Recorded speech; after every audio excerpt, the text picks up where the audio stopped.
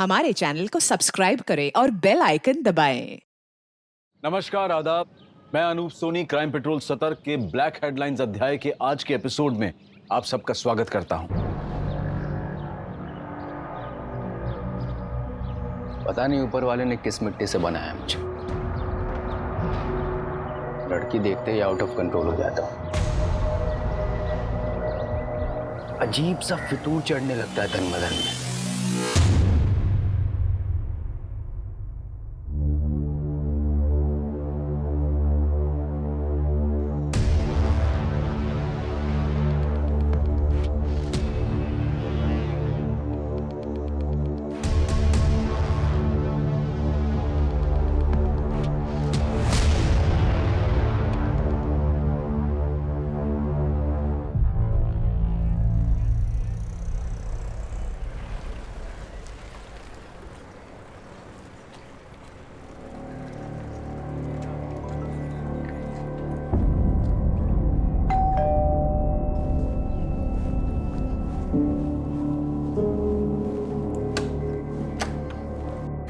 आ गई बेटा। अच्छा जल्दी से फ्रेश हो जा, मैं तेरे लिए खाना लगाती हूँ। नहीं मम्मा, अभी भूख नहीं है। दीप्ति बेटा, क्या हुआ? बहुत परेशान दिख रही है। कुछ नहीं पापा, बस थोड़ा सा थक गई हूँ।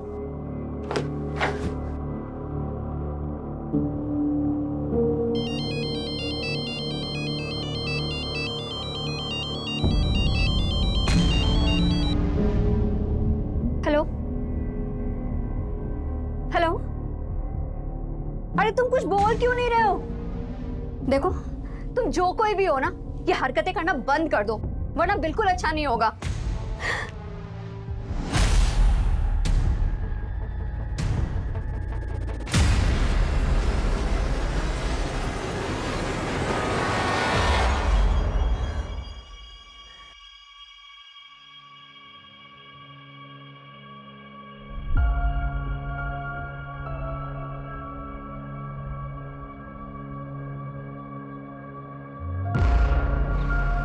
सरफराज, यहाँ क्यों खड़े?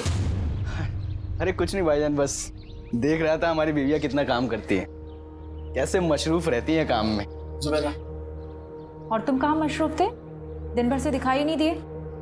देखा भाईजान, आपकी बहन एक बार मुझे देख ना लेना तो दिन नहीं कटता इनका। क्यों मिस कर रहे थे हमें? कमाल की जोड़ी है तुम दोनों की। एक साथ होते हो ना तो रौनक आ जाती है। अरे कहाँ भाभी जान, दूर के ढोल सुहाने होते हैं, वरना किस्मत तो अरबाज भाई की अच्छी है जो आप उनके गले का हार बनी। हमारी किस्मत में तो कांटे लगे हैं बस। अच्छा, बहुत चुपती हूँ ना मैं, भी बताती हूँ। आयशा, ये क्या कर रही हो? बहुत चुपती हूँ ना मैं। रुको रुको। अरे आयशा, आयशा, ये क्या कर रही तुम? आयशा, ये बाहर निकलो। सरफराज, बच्चों की तरह।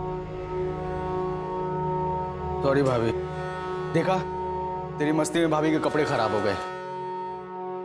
तुम्हारे अरे कोई बात नहीं, मैं चेंज करके आती हूँ।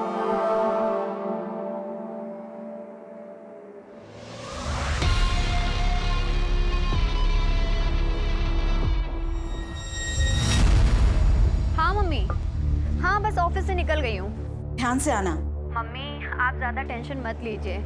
अच्छा मम्मी एक बात बताना, वो राजन मेरा लैपटॉप रिपेयर करके दे गया? नहीं, तेरा लैपटॉप तो नहीं आया।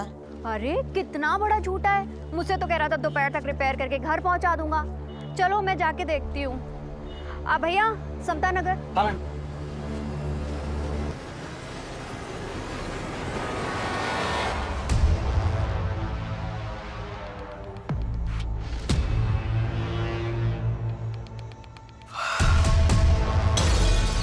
सरफराज, इतनी रात में क्या कर रहा है? कुछ भी नहीं, नींद नहीं आ रही थी तो पुरानी यादें ताजा कर रहा था। पुरानी यादें लैपटॉप में? आयशा, ये क्या कर रही हो तुम? मैं शादी की वीडियो देख रहा था यार अपनी। आज तो हमारी शादी की वीडियो देख रहे थे ना, मैं भी देखती हूँ। तुम बिल्कुल ही पीछे पड़ जाती हो। शादी का वीडियो देख रहे थे या किसी की सुहागरात? कुछ भी। हाँ, अच्छा, ये सब बोल के मूड बनाया जा रहा है ना, फैमिली प्लानिंग है ना। छोड़ो सरफराज, जब भी तुम्हारे पास आने की कोशिश करता हूँ तुम दूर कर देती हो मुझे। क्यों? मां नहीं बनना है या फिर बोर हो गई हो तुम मुझसे? तुम ना एकदम टू मच हो। चलो जल्दी से स्माइल दो। चलिए फिर।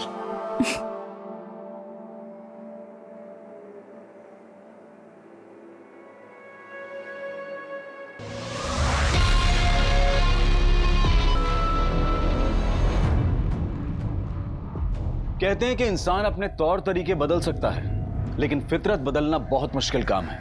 और अगर फितरत बुरी हो तो उसके फितूर और भी खौफनाक होते हैं। और ऐसे फितूर में जीने वाले कभी पीछे मुड़कर नहीं देखते, जबकि आगे सिर्फ तबाही होती है। और ऐसी ही तबाही सरफराज का भी इंतजार कर रही थी।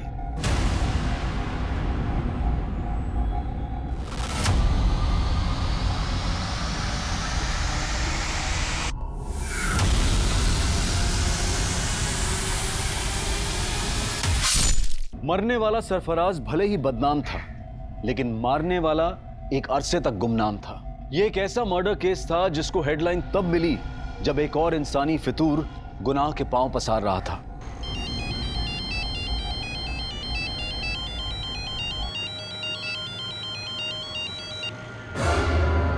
भैया जरा आराम से चलाइए आप।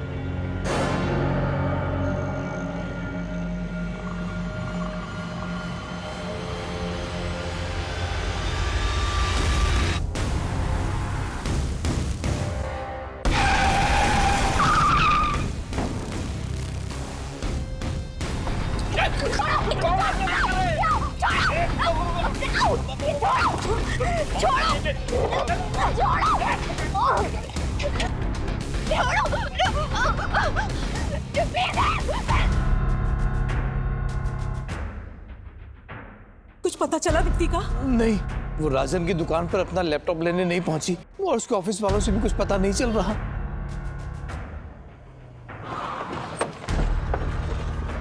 सर मैंने ही फ़ोन किया था आपको। यहीं से अगवा करके ले गए सर। मैं उन्हें यहीं समता नगर लेकर जा रहा था, इतने में वहीं से 2 लड़के आए और उठा कर ले गए सर। उस गाड़ी का नंबर नोट किया जिसमें लड़की को लेके गए? नहीं सर, सब कुछ इतना जल्दी हो गया कुछ समझ में नहीं आया सर। लेकिन सर वैन ब्लू कलर की थी सर।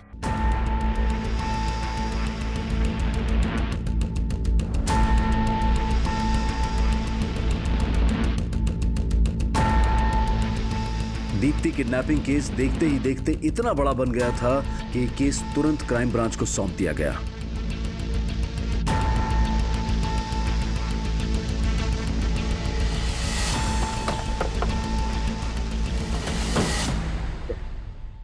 जैन सर। जैन, क्या अपडेट? सर बोरीवली कॉम्प्लेक्स से किडनैपिंग स्पॉट तक उस ऑटो का ट्रेल चेक किया। जहां जहां सीसीटीवी मिला वहां उस ऑटो के पीछे वैसी कोई ब्लू बैंड नहीं दिखे सर। और जहां किडनैपिंग हुई थी वहां सीसीटीवी नहीं था, इसलिए वैन आगे किस डायरेक्शन में गई इसका ट्रेस भी नहीं मिला। किडनैपिंग हुए 16 घंटे हो गए, पता नहीं सब लड़की किस हाल में होगी, और तुम कह रहे हो कि कुछ भी ट्रेस नहीं हुआ है? वो वैन जरूर किडनैपिंग स्पॉट से जंगल की तरफ गई होगी, उस डायरेक्शन में चेक किया?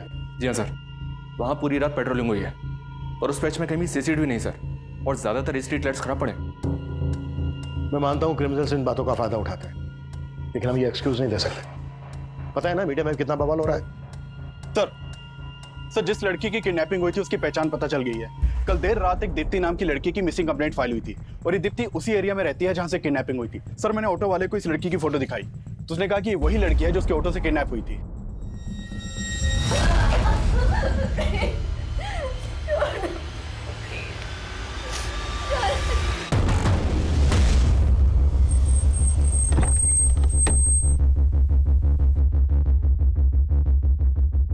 अरे लेकिन कुछ तो पता कीजिए, 2 दिन हो गए उससे गायब हुए हुए। अब मैं आपको कॉल करता हूँ थोड़ी देर में। क्या दीप्ति किडनैप हुई है? आपको किसी तरह की कोई फरौती का कॉल आया? नहीं सर। किसी पर शक है आपको? सर एक लड़का दीप्ति को काफी दिनों से परेशान कर रहा था। कौन लड़का? पता नहीं सर, लेकिन काफी टाइम से दीप्ति परेशान लग रही थी। कुछ दिन पहले वो फोन पे किसी के साथ झगड़ा कर रही थी, तभी इस बात का पता चला। देखो तुम जो कोई भी हो ना, ये हरकतें करना बंद कर दो, वरना बिल्कुल अच्छा नहीं होगा।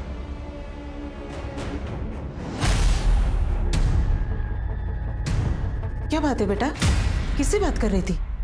मालूम नहीं मम्मा कौन है, आए दिन मुझे ब्लैंक कॉल करता रहता है और आजकल तो मेरा पीछा करना भी शुरू कर दिया है।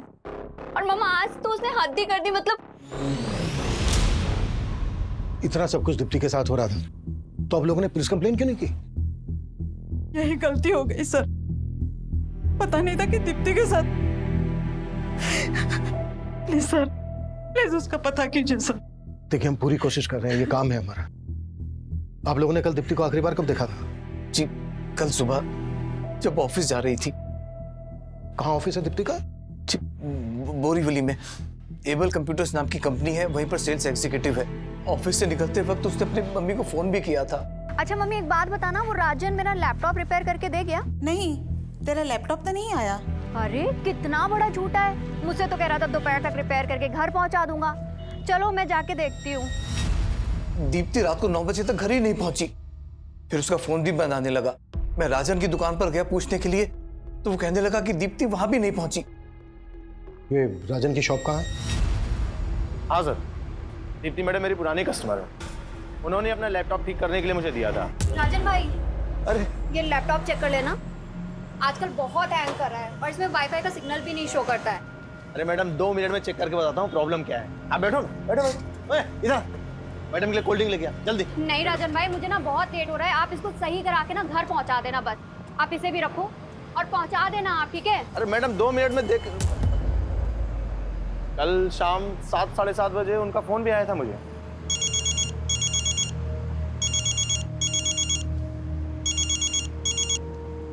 दीप्ति मैडम मैं आपको ही फोन करने वाला था। राजन भाई, लैपटॉप रिपेयर हुआ या नहीं हुआ? हाँ बिल्कुल रिपेयर हो गया है, लेकिन मैं पहुंचा नहीं पाया। आप दुकान पे आके ले जा सकती हैं? चलो ठीक है, फिर मैं ही आकर ले जाती हूँ। लेकिन फिर वो आई नहीं। रात में उनके पापा आए थे, दीप्ति को लेके काफी परेशान थे। दीप्ति की किडनैपिंग तो यहाँ पास में ही हुई थी, तुम्हें इस बारे में कुछ पता नहीं चला? नहीं सर, मुझे तो आज सुबह ही पता चला इस बारे में। दीप्ति ने इसको बताया था कि वो इसकी शॉप पर आ रही है और किडनैप हो गई। इसकी बैकग्राउंड चेक करो और पता करो कि इससे कनेक्टेड किसी आदमी के पास ब्लू कलर की वैन है क्या जिसमें दीप्ति किडनैप हुई।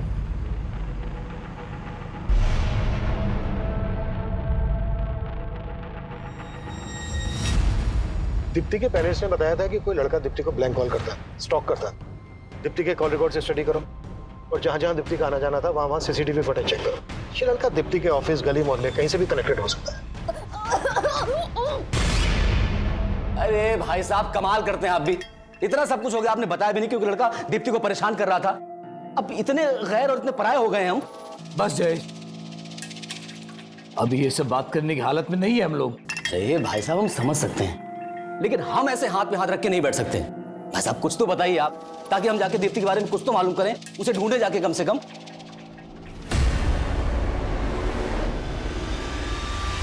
दीप्ति के किडनैपर्स तक पहुंचने के लिए दीप्ति के ऑफिस, घर, मोहल्ले हर जगह पूछताछ की जा रही थी, लेकिन दीप्ति को सही सलामत ढूंढने की पुलिस की कोशिश अब नाकाम हो गई थी।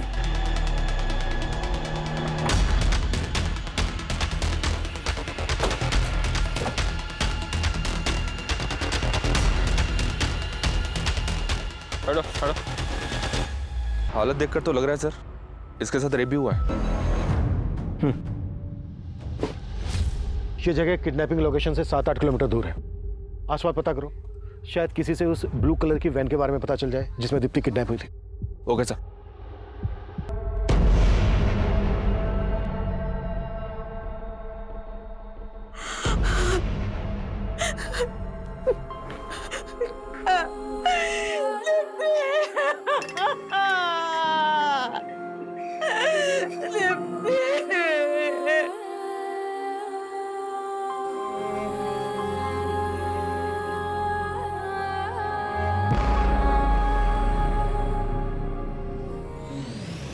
इस लड़के को जानते हैं आप लोग?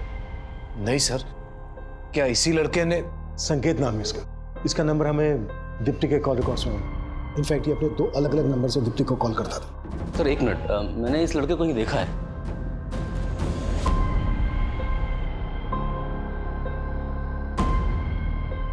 हाँ सर, इस लड़के को मैंने दीप्ति के साथ देखा था। दीप्ति बहुत गुस्से में लग रही थी, जब मैं वहां पहुंचा तो लड़का चला गया वहां से। दीप्ति क्या हुआ? निकलो यहाँ से तुम। कौन था ये? दीप्ति ने तो कुछ नहीं बताया। हो सकता है कि ये वही लड़का हो जो उसको स्टॉक कर रहा था। जब इस लड़के को दीप्ति के साथ देखा था आपने, कब की बात है? काफी समय पहले थे। कहाँ देखा था? दीप्ति के ऑफिस के बाद। सर मैंने कुछ नहीं किया दीप्ति के साथ, वो मेरी अच्छी दोस्त थी इसलिए फोन करता था उसको। वो भी दो नंबर से स्टॉक करता था उसको, पीछा करता था उसका? नहीं सर, मैं उसको स्टॉक क्यों करूंगा सर, वो मेरी बहुत अच्छी दोस्त थी, बल्कि मैं तो उसके साथ शादी भी करना चाहता था। अच्छा, तो बात यहाँ तक पहुँच गई थी? सर मैं झूठ नहीं बोलूंगा, मैं जिस कंपनी में जॉब करता हूँ उनको दीप्ति की कंपनी कंप्यूटर सप्लाई करती है, इस वजह से हमारी फोन पर बातें होती थी। उसके बाद हम दोनों एक दूसरे को पसंद भी करते थे। ये लो। Thank you. यार दीप्ति, तुम इतनी इंटेलिजेंट हो, MBA भी किया हुआ है तुमने, ये कंपनी में क्यों फंसी हो? तुम्हें तो बहुत अच्छे जॉब ऑफर्स मिल सकते हैं। फंसी नहीं हूँ संकेत, मैं ना बस सही मौके का इंतजार कर रही हूँ। सही मौका मिलते ही मैं सीधा अब्रॉड। सच में? और जॉब के अलावा क्या सोचा है तुमने? मतलब?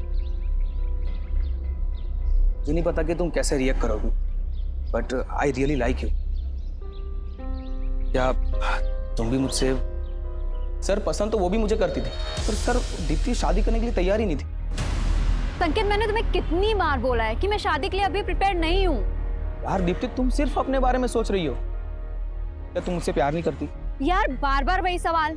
मैंने बोल दिया, अब मुझे इस टॉपिक पर कोई बात नहीं करनी है संकेत। सर उसके बाद तो उसने मेरा फोन उठाना ही बंद कर दिया, इसलिए मैंने दूसरा नंबर लिया था और उसको कॉल करता था मैं। हेलो, अरे तुम कुछ बोल क्यों नहीं रहे हो? सर 1-2 बार उसने फोन उठाया, लेकिन मैं बात करने की हिम्मत जुटा नहीं पाया, और जब बात करने की कोशिश की तो वो और ज्यादा नाराज हो गई थी। हेलो दीप्ति, कैसी हो तुम? तुम मुझे इतने दिनों से ब्लैंक कॉल कर रहे हो? नहीं दीप्ति, मैं तो बस तुम्हें। बस करो, तुम्हारी फितरत ना मैं बहुत अच्छी तरीके से जानती हूँ, और अब मुझे दोबारा फोन मत करना। सर मैं तो बस उसको एक बार मिलना चाहता था, लेकिन उसका कोई जवाब ही नहीं आया। और जब तेरी ये समझ में आया कि वो तुझे अवॉइड कर रही है, तो ये बात तेरे से बर्दाश्त नहीं हुई, इसलिए तूने दीप्ति को किडनैप किया और उसके बाद उसका रेप किया और मर्डर कर दिया। सर क्या बात कर रहे आप? मैं सच बोल रहा हूँ, मैंने उसके साथ कुछ भी नहीं किया, मैं कसम खाता हूँ। जब तुमने उस लड़के को दीप्ति से झगड़ते हुए देखा तब मुझे क्यों नहीं बताया? उस दिन तो बड़ी बड़ी बातें कर रहे थे, अब मुझसे पूछ रहे हो कि लड़का कौन है? अरे भाई साहब, अगर तब बता देते ना तो बड़ी मुसीबत हो जाती। अच्छा ठीक है, आज बता रहे हैं तो क्या आप सुन रहे हैं? क्या कहना क्या चाहते हो तुम? भाई साहब कहना ये चाह रहे हैं कि आप दीप्ति को अच्छी तरह से जानते थे, वो कैसी थी। अगर तब बोलते ना तो कहते कि मेरी लाइफ में ताक झांक कर रहे हो। देख लिया ना आपने, आप लोगों से कितना छुपाती थी वो। खबरदार जो मेरी बेटी के बारे में कुछ बोला तो वो अब नहीं रही है। और नहीं भाभी जी, मेरे कहने का मतलब ऐसा नहीं था। तुम्हारा सब मतलब समझती हूँ मैं। मुझे ये बताओ कि तुम दीप्ति के ऑफिस के पास क्या करने गए थे? सर दीप्ति की पोस्टमार्टम रिपोर्ट के मुताबिक पहले दीप्ति को ड्रग्स देकर बेहोश किया गया, फिर उसका रेप किया गया। ये तो दीप्ति की लाश देखकर लग ही रहा था। Cause of death suffocation. लेकिन सर किलर यहीं तक नहीं रुका, दीप्ति की लाश के साथ भी कई बार रेप किया गया। ये कोई विकृत मानसिकता वाला ही कर सकता है। संकेत ने कुछ बोला? नहीं सर, लेकिन हाँ सर, किलर ने दीप्ति की बॉडी से अपना DNA भी वाइप आउट कर दिया। दीप्ति को 2 लोगों ने किडनैप किया था। अगर संकेत दीप्ति की किडनैपिंग में शामिल है तो उसका कोई दूसरा साथी भी होगा। एक काम करो, संकेत को जाने दो और नजर रखो इस पर, और पता करो कि संकेत से कनेक्टेड किसी भी आदमी के पास ब्लू कलर की वैन है क्या। और सर इसके अलावा राजन के बारे में एक बात पता चली है। राजन पे तकरीबन 1 साल पहले एक लड़की ने मोलेस्टेशन का चार्ज लगाया था। केस स्ट्रांग नहीं था इसलिए छूट गया। इसे देखकर ही लग रहा था कि आदमी ठीक नहीं है। लेकिन सर फिलहाल इसके बैकग्राउंड में ऐसा कोई नहीं मिला है जिसके पास कोई ब्लू कलर की वैन हो। 1 मिनट। हाँ अभिषेक बोलो। सर राजन के बारे में पूछताछ की तो राजन का एक हेल्पर गिरीश सामने आया है, तो उसके पास राजन का एक लैपटॉप भी है। सर ये राजन भाई का लैपटॉप है जिसमें राजन भाई ने वो लड़कियों की गंदी गंदी तस्वीरें रखी है सर।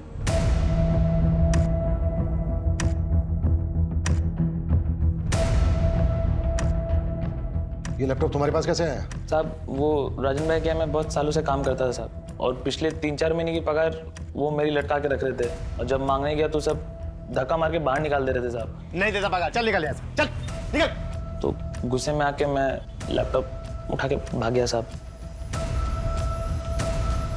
ये लैपटॉप में जो लड़कियां हैं कौन है ये? सर वो मालूम नहीं सर मुझे। राजन का दीप्ति को लेकर कैसा बिहेवियर था? साहब राजन भाई तो थोड़े अयास हैं साहब, मैंने साहब को बताया था साहब। और दीप्ति मैडम को लेकर उनकी नज़र कुछ ठीक नहीं थी साहब।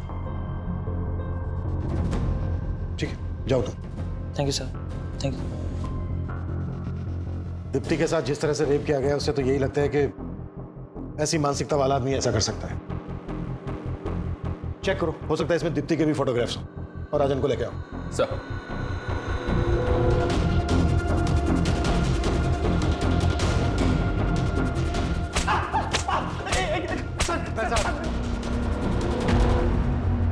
दीप्ति ने आखिरी कॉल तुझे किया था, और सीधे सीधे बोल, दीप्ति के रेप और मर्डर में तेरे साथ दूसरा कौन शामिल था? सर मैंने कुछ नहीं किया है, आपको जरूर कोई गलतफहमी हो रही होगी। तेरे लैपटॉप में जो न्यूड पिक्चर्स हैं किन लड़कियों की हैं?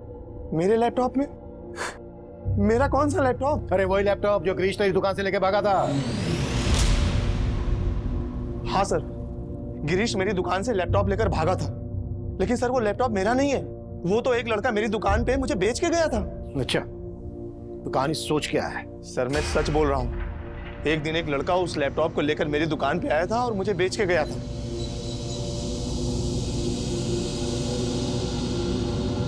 ₹2000 मिलेंगे इसके? ठीक है, दो जल्दी। सर वो लैपटॉप बेचना चाहता था, मैंने ₹2000 में खरीद लिया। मैंने सोचा था कि इसको ऊंचे दाम में बेच दूंगा, मुझे नहीं पता था कि उस लैपटॉप में वो सब फोटोज हैं। कौन था वो लड़का? मुझे नहीं पता सर, वो तो मैंने पहली बार अपनी दुकान पे देखा उस लड़के को। सर मैं एक इज्जतदार आदमी हूँ। ओ इज्जतदार आदमी, सब पता क्या है हमने तेरे बारे में?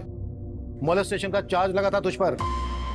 वो तो झूठा आरोप है सर मेरे ऊपर, मैं सच बोल रहा हूँ। ऐसे नहीं उगलेगा ये, उगलवा इस। Top sir sir sir sir sir एक सर सर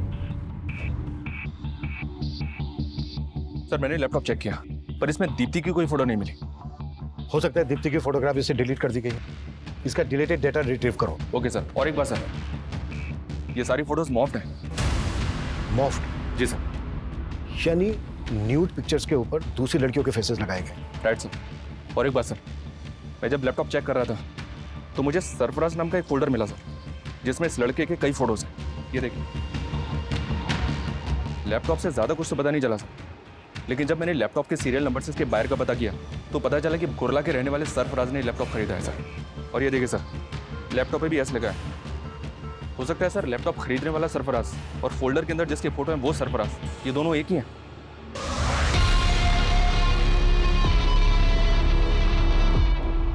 पॉसिबल है। अभिषेक, कोला पुलिस से कांटेक्ट करो और सरफराज को लेकर आओ। सर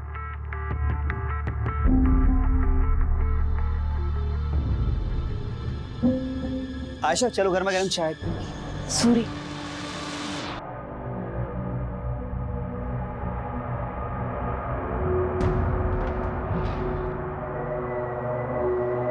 आयशा, मैं बहुत दिनों से तुमसे कुछ बात करना चाह रहा था। किस बारे में? माना कि तुम्हारी डिलीवरी में काफ़ी कॉम्प्लिकेशंस थी, लेकिन अब तुम फिट हो और जूही भी 1 साल की हो गई है। आयशा, तुम वही बिजनेस फिर से शुरू क्यों नहीं कर देती जो तुम जुबैदा भाभी के साथ करती थी? नहीं वसीम, अब हालात बहुत बदल गए हैं। मुझे नहीं लगता कि जुबैदा भाभी दोबारा वो काम शुरू करना चाहेंगी। तो तुम क्यों शुरू नहीं कर देती? क्यों? मेरा और जूही का खर्च चलाना मुश्किल हो रहा है क्या? आयशा, मैंने तुम्हारी हर मुश्किल को आसान किया है और तुम मेरे लिए मुश्किल नहीं बन सकती। और जूही, उसका नाम नहीं लिया तुमने। क्यों? वो सरफराज का खून है इसलिए?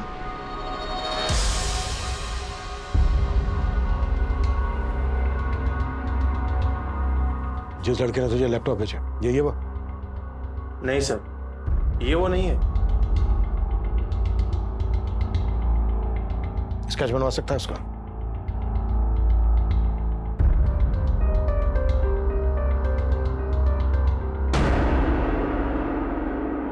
हाँ, वो लड़का कुछ कुछ ऐसा ही दिखता था।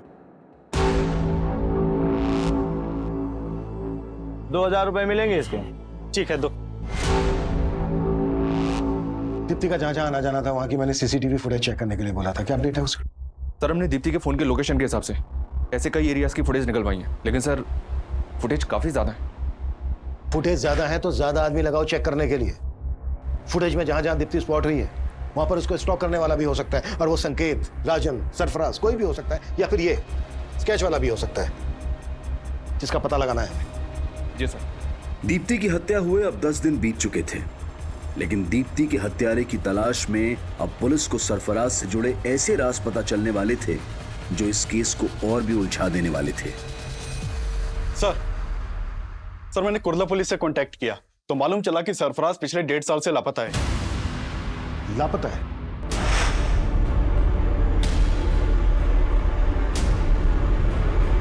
जी सर 1.5 साल पहले सरफराज की मिसिंग कंप्लेंट उसकी बीवी ने दर्ज करवाई थी, लेकिन कुर्ला पुलिस सरफराज के बारे में कुछ पता नहीं लगा पाई और ये केस पिछले 1.5 साल से अनसॉल्व्ड है। 1.5 साल से? ऐसा क्या इस केस में कि पिछले 1.5 साल से सॉल्व नहीं हुआ? सर मैंने ये केस स्टडी किया, इस केस के ऊपर कुछ खास काम नहीं हुआ था, बस इस विलास नाम के आदमी के ऊपर शक जताया गया था क्योंकि इसने सरफराज को आखिरी कॉल किया था, लेकिन सर इसके खिलाफ बाद में कुछ मिला नहीं तो इसे छोड़ना पड़ा। 1.5 साल पहले सरफराज गायब होता है और 1.5 साल के बाद ये लड़का सरफराज का लैपटॉप राजन की दुकान पर बेचता है। दीप्ति राजन को लास्ट कॉल करती है और राजन की दुकान पर जा रही होती है। बीच रास्ते में ही दीप्ति का किडनैप हो जाता है, उसका रेप और मर्डर कर दिया जाता है। दीप्ति का रेप और मर्डर केस सरफराज के केस से जरूर ताल्लुक रखता है। सरफराज और इस स्केच वाले लड़के के बारे में पता लगाने के लिए हमें विलास और सरफराज से ताल्लुक रखने वाले सभी लोगों से मिलना पड़ेगा।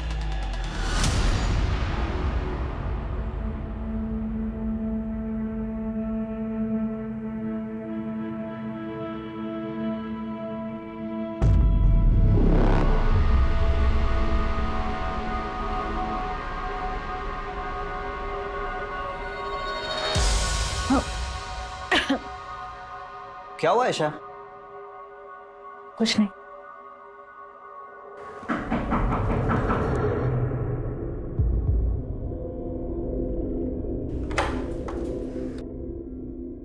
जी आयशा। जी हाँ। मैं inspector Abhimanyu Jindal, crime branch. हमें आपके पति सरफराज के बारे में आपसे कुछ बात करनी है। सरफराज? पूरे 1.5 साल बाद सरफराज के बारे में? पूछिए, क्या पूछना है? हमें आपके पति सरफराज का लैपटॉप मिला है। सरफराज का लैपटॉप? कहाँ? और सरफराज? ढूंढ रहे हैं उसे। दरअसल सरफराज का लैपटॉप दहीसर में दुकान पर बेचा गया और जिसने बेचा तो ये लड़का है। आप जानती हैं इसको? नहीं। सरफराज के लैपटॉप में हमें कुछ लड़कियों के फोटोग्राफ्स मिले हैं। उनके फेसेस कुछ न्यूड पिक्चर्स के साथ मॉर्फ किए गए। दहीसर के जिस एरिया में सरफराज का लैपटॉप बेचा गया, रिसेंटली उसी एरिया में दीप्ति नाम की लड़की का रेप और मर्डर किया गया। जानती हैं आप दीप्ति को? कभी आपने देखा था सरफराज के साथ इसे?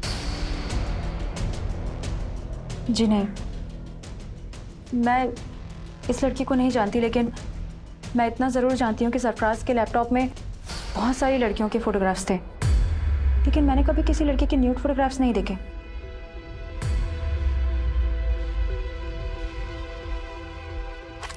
वो यही थी लड़कियां?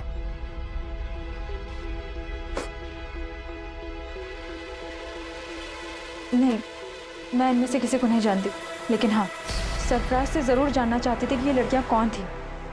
कौन है ये लड़कियां? और इनके फोटोग्राफ्स तुम्हारे लैपटॉप में क्या कर रहे हैं सरफराज?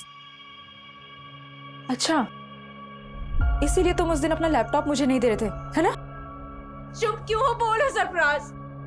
मेरा पास्ट, तुमसे शादी करने से पहले ये सारी लड़कियां मेरी लाइफ में आई थी एक एक करके, और मैं सबसे प्यार करता था। फिर मुझसे शादी क्यों की? क्योंकि मैं इन सबके प्यार में नाकाम हो चुका था। मैं नहीं चाहता कि हमारा रिश्ता नाकाम हो। इतना सब जानते हुए भी मैंने सरफराज को माफ कर दी, लेकिन वो भरोसे के लायक ही नहीं था। एक दिन वही हमें छोड़कर चला गया। लेकिन सरफराज की मिसिंग कंप्लेंट लिखवाते वक्त ये बातें तो आपने बताई नहीं थी। क्योंकि मुझे उम्मीद थी कि एक दिन वो लौटकर जरूर आएगा। मेरे पेट में उसका बच्चा था, लेकिन ना तो उसे मेरी परवाह थी, न ही अपने बच्चे की। अगर वसीम ना होते, ना तो आज मैं जिंदा होती, ना ही मेरी बच्ची। वसीम? आप ही वसीम है? जी सर, मैं वसीम। सरफराज का दोस्त। और अब हम पति पत्नी। हाँ सर, आज से 1.5 साल पहले से मैं सरफराज के कांटेक्ट में था सर। वो एक ब्रोकर था और मुझे एक प्लॉट की तलाश थी सर, और इसलिए मैं उससे मिला था। और ये बात सर मैंने कुर्ला पुलिस को भी बताई थी। लेकिन 1.5 साल बाद अब हमें पता चला है कि इस आदमी ने सरफराज का लैपटॉप दहीसर में बेचा था। क्या उस दौरान कभी इस आदमी को सरफराज के साथ देखा था?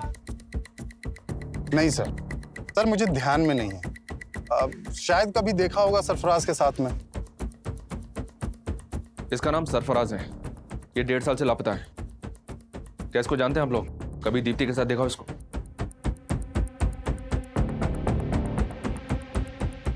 और इसको? जी नहीं सर। तो क्या इन दोनों ने? ऐसा शक है हमें।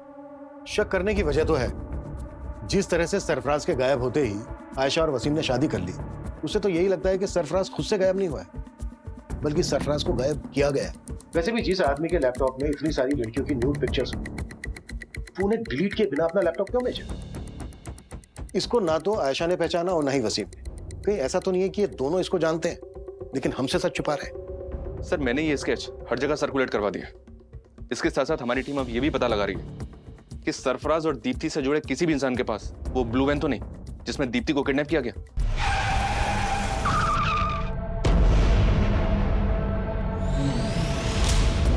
सरफराज के लैपटॉप में जितनी भी लड़कियों के फोटोग्राफ्स हैं, हमें उन सबकी पहचान पता करनी होगी। आशा का कहना है कि इन सभी लड़कियों के साथ सरफराज का अफेयर था। अगर ये सच है तो पॉसिबल है दीप्ति भी सरफराज का पास्ट। लैपटॉप का डिलीटेड डेटा रिट्रीव हुआ? फिलहाल तो नहीं सर, जल्दी हो जाएगा।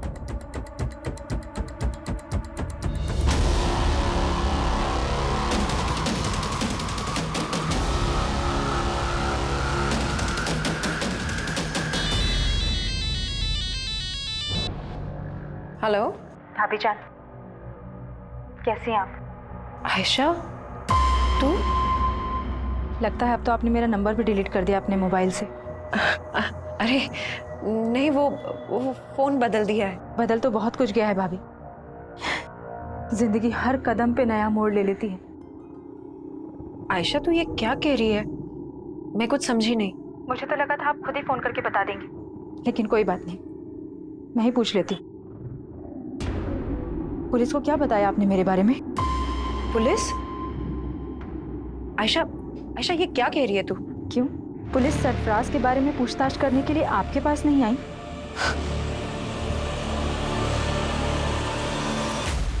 सर हमने दीप्ति के ऑफिस के बाहर की पिछले 2 महीने की कई सीसीटीवी फुटेज चेक की।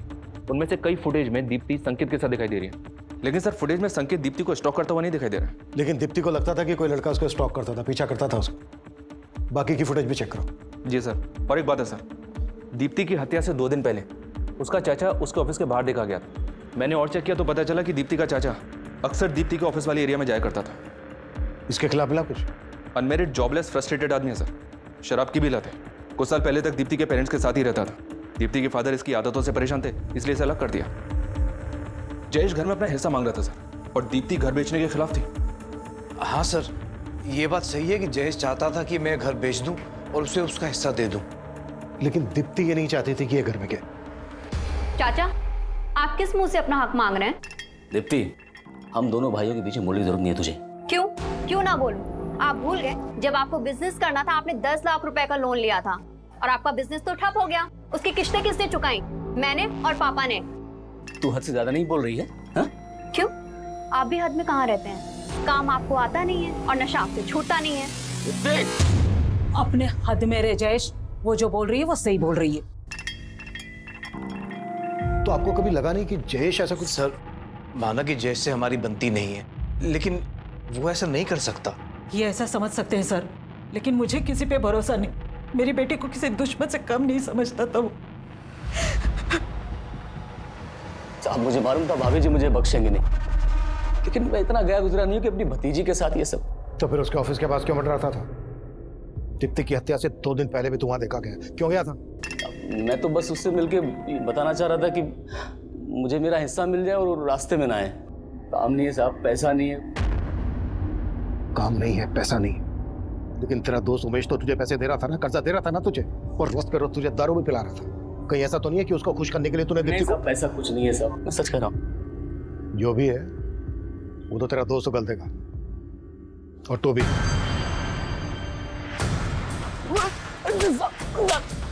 मैंने कुछ नहीं किया साहब। सर इस लैपटॉप का डिलीटेड डाटा रिट्रीव कर लिया गया है। सर इसमें दीप्ति के फोटोज नहीं मिले। ये देखिए, एक दूसरी लड़की के न्यूड फोटोज मिले। मतलब इस लड़की के फोटोग्राफ्स मॉर्फ नहीं किए गए? नहीं सर, ये फोटोज मॉर्फ नहीं किए गए, बल्कि ओरिजिनली ऐसे ही खींचे गए हैं।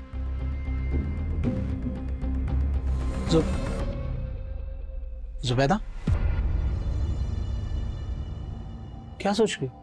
आपने हमेशा अपनी बहन के बारे में सोचा, कभी उसकी जिंदगी दागदार नहीं होने दी, लेकिन मुझ पर लगा ये दाग मुझे हमेशा परेशान करता रहेगा।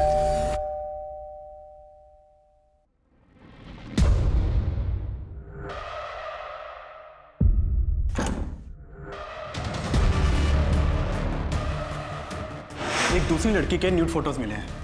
मतलब इस लड़की के फोटोग्राफ्स मॉर्फ नहीं किए गए? आप कुछ बोल क्यों नहीं रही हैं? सरफराज के लैपटॉप में आपके ये फोटो होने की कोई तो वजह होगी। वजह थी, सरफराज अय्याज था, गलती हमारी भी थी। मैंने बिना जाने बिना परखे अपनी बहन की शादी उसके साथ करवा दी और उसके बाद उसको पड़ोस में ही घर दिलवा दिया। फिर वो मेरी बीवी पे ही ताक झांक करने लगा।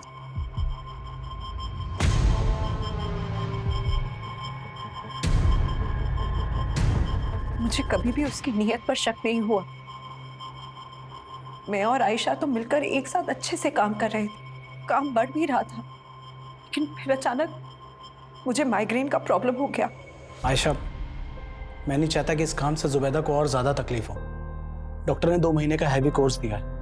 देखो, इस दवा को खाने से इसको ज्यादा नींद आएगी। तुम बात को समझो। ऐसा करो कि कुछ दिन के लिए काम बंद कर दो। मेरी तबीयत की वजह से हमें कुछ टाइम के लिए हमारा काम बंद करना पड़ा, और एक दिन मैं दवा लेके बस आराम कर रही थी तो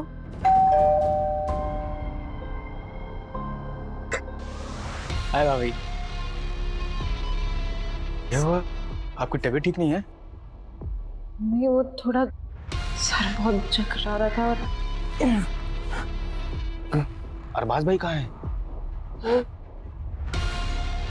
अगर आपकी तबीयत इतनी खराब थी तो मुझे बताना चाहिए था। मैं दवा के नशे में थी और फिर अचानक न जाने कैसे मेरी आंख लग गई।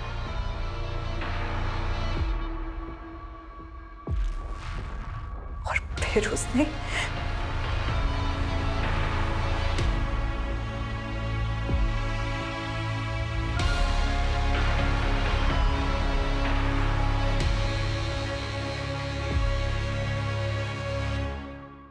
तब मुझे कुछ नहीं पता चला, लेकिन जब आँख खुली तो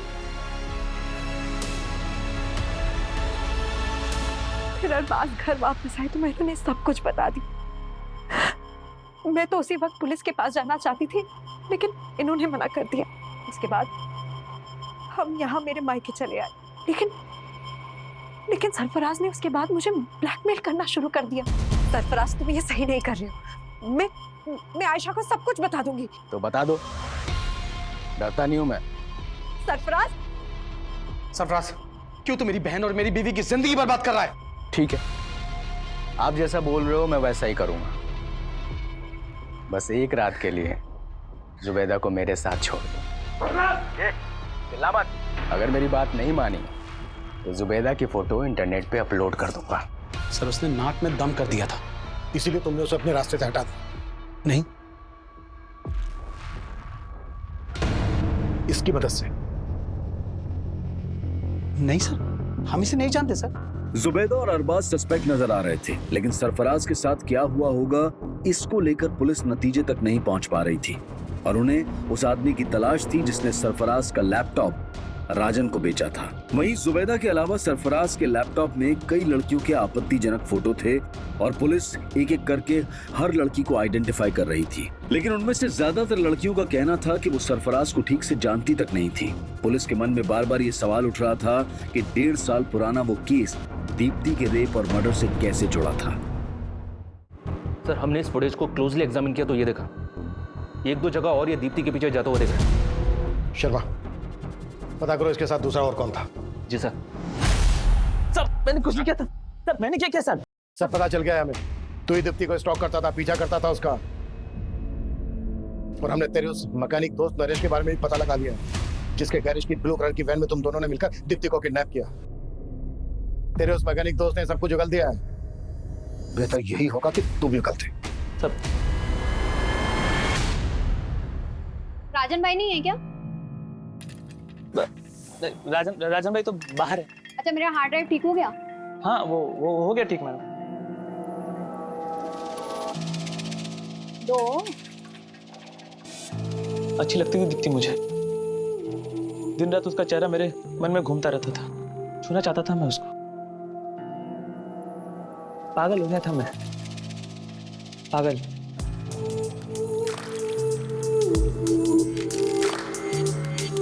प्यार करता था मैं उससे। अगर मैं उसको ये बात बोलता तो कभी नहीं मानती। मेरे को मालूम था उस दिन वो राजन भाई की दुकान पे आने वाली। आप दुकान पे आके ले जा सकती हैं। अपने दोस्त का प्लान बना के उठा लिया उसको।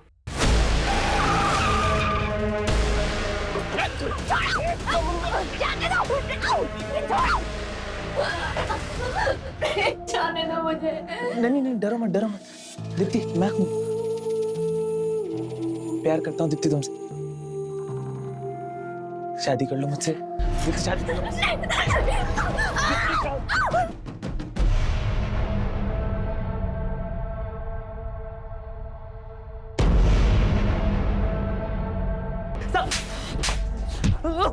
साहब मरते तब तक तू उसका रेप करता रहा और मरने के बाद भी बोलता है प्यार करता था। कुत्ता साले।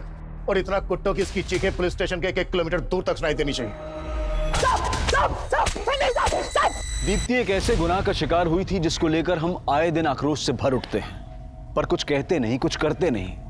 और आज ये बेबसी हम सब महसूस कर रहे हैं, लेकिन इसकी कोई रोकथाम नजर नहीं आ रही। दीप्ति रेप और मर्डर केस पुलिस सॉल्व कर चुकी थी, लेकिन सरफराज मर्डर केस अब भी बिना नतीजे के था। पुलिस अब भी सरफराज को मिसिंग मानकर ढूंढ रही थी, जो कि जुबैदा और कई और लड़कियों का गुनहगार नजर आ रहा था। सर ये स्केच इस शाद नाम के लड़के का है। ये साइन में एक फैक्ट्री में काम करता है और सर 1 महीने से गायब। और सर ये भी पता चला है कि ये शाद इस विलास के टच में भी था। जब 1.5 साल पहले सरफराज गायब हुआ था तो उसे आखिरी कॉल इसी ने किया था।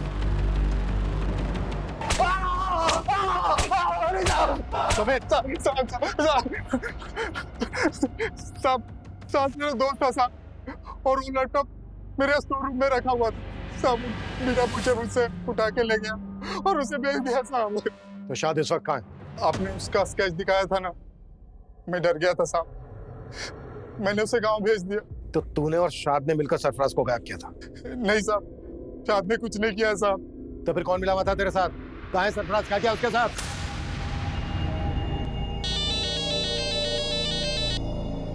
हेलो विलास भाव, अरे बताओ क्या खिदमत करूं आपकी? अरे बहुत इंतजार कराया आपने। सरफराज ने जब मेरी बेटी जुबैदा के वो गंदी फोटो खींचे, तब वो मेरे दामाद के साथ मेरे घर सूरत आ गए। मेरी बेटी की तरह मैं भी चाहता था कि हम पुलिस के पास जाए, मगर मेरा दामाद नहीं माना। अगर हम पुलिस के पास गए तो हमारी बहन की जिंदगी बर्बाद हो जाए। अरे कैसे बातें कर रहे हैं आप? बात समझिए। अब अगर पुलिस के सामने अगर ये बात आई तो हमारी बड़ी बदनामी होगी। अभी पुलिस नहीं, मैं फिर भी खून के घूंट पी के रह गया। लेकिन जब उसने मेरी बेटी की फोटो इंटरनेट पे डालने की धमकी देनी शुरू की, तब मैं खुद गया उसे समझाने, उसकी मिन्नतें करने। खुदा से डर बेटा, वो फोटो डिलीट कर दे। अपनी बेटी दे दे, सिर्फ 1 रात के लिए। राज, तू ये सही नहीं कर रहा है, समझा? चले, क्या जो करना कर ले। विलास को तो मैं काफी दिनों से जानता था। बहुत सारा कर्जा लेकर रखा था उसने मुझसे। और तुमने उसको बोला कि अगर वो तुम्हारा साथ देगा तो तुम उसका सारा कर्जा माफ कर दोगे। मैंने जो भी किया अपनी बेटी के आबरू बचाने के लिए किया, और मुझे उसका जरा भी अफसोस नहीं है। जुबैदा के पिता यूसुफ ने कहा कि उसे अपने किए का कोई पछतावा नहीं है। और हमारे समाज और हमारे आसपास शायद ऐसे कई लोग होंगे जो शायद ये सोचते होंगे कि सिर्फ सरफराज ही क्यों, अगर दीप्ति के गुनहगार गिरीश का भी सरफराज जैसा ही अंजाम होता तो शायद गलत नहीं होता। हाल ही में हमारे देश में ऐसा बहुत कुछ हुआ जहां महिलाओं के साथ गलत करने वालों को सूली या गोली किसी भी तरह से इंसाफ दिलाने की मांग उठ रही थी। लेकिन इंसाफ के मामलों में जज्बात और फितूर से नहीं, बल्कि कानूनी प्रक्रिया से ही फैसलों तक पहुंचना चाहिए। अगर जुबैदा का पति अरबाज पहले से ही पुलिस की मदद लेने का फैसला कर लेता, तो जुबैदा के पिता की बेबसी का फितूर उन्हें आज कटघरे में लाकर खड़ा नहीं करता। अब मैं अनूप सोनी आपसे विदा लेता हूं। फिर मुलाकात होगी क्राइम पेट्रोल सतर्क के ब्लैक हेडलाइंस अध्याय में एक और नए केस के साथ। और याद रखें, क्राइम और आपके बीच में सिर्फ इतना फर्क है कि आप कितने सतर्क हैं। सतर्क रहें, सुरक्षित रहें। जय Hind. For more updates, subscribe to our channel, click the show links and enjoy watching the videos.